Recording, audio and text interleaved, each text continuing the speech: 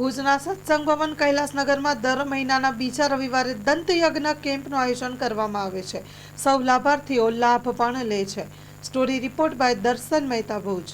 Doctor Jaysukh Makwana રાજકોટથી આવું છું અને આજનો જે દંતયજ્ઞ હતો જેમાં આયુર્વેદની જાલંધર બંધ પદ્ધતિથી ઇન્જેક્શન કે દવા વગર અનેક લોકોના દાંત આપણે અહીં કાઢી આપવામાં આવ્યા વિનામૂલ્યે. અને આ સત્સંગ ભવન ખાતે જે કેમ્પ હતો એમાં અત્યાર સુધીમાં લગભગ 78 પેશન્ટ લાભ લઈ ચૂક્યા છે. આજે આયુર્વેદની શાસ્ત્રોક્ત પદ્ધતિ એવી છે કે જેમાં જાલંધર બંધ દ્વારા વગર દવાએ વગર ઇન્જેક્શને દાંત કાઢી આપવામાં આવે છે. આ ઉપરાંત આયુર્વેદની દવાઓ પણ દર્દીઓને આપણે વિતરણ કર્યું અને આ નિઃશુલ્ક કેમ્પ ખૂબ જ સફળ રહ્યો. મારી સાથે મોનિકાબેન ભટ્ટ અને જાગૃતિબેન ચૌહાણ આસિસ્ટન્ટ તરીકે આવ્યા છે અને અહીંની જે સંસ્થા છે વનરાજસિંહ અને શાંતિભાઈ અને અનેક લોકોએ ટૂંકામાં સારી એવી વ્યવસ્થા પણ ઊભી કરી છે અને અનેક વિસ્તારના લોકોએ લાભ લીધો છે.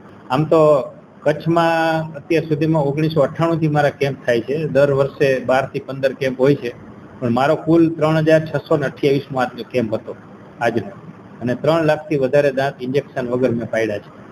અને રાષ્ટ્રીય આયુર્વેદ વિદ્યાપીઠ જે ગવર્મેન્ટની એક બોડી છે એમાં મારી એઝ એ દંત ચિકિત્સા ગુરુ તરીકે નિયુક્તિ કરેલી છે.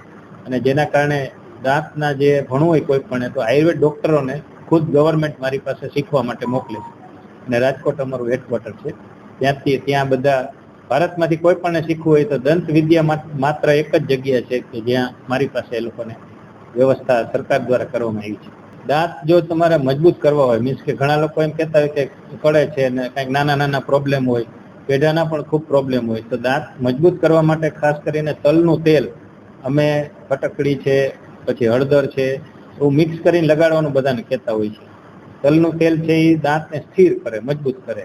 બીજી બોરસલીનો પાવડર, બોરસલી જો ચાવો તમે ખાલી તો પણ તમારા દાંત મજબૂત થાય. બીજા નંબરમાં એક પ્રકારની પેસ્ટ નહીં વાપરવાની, વિવિધ પ્રકારની પેસ્ટ, અલગ અલગ પેસ્ટ દર વખતે વાપરવાની.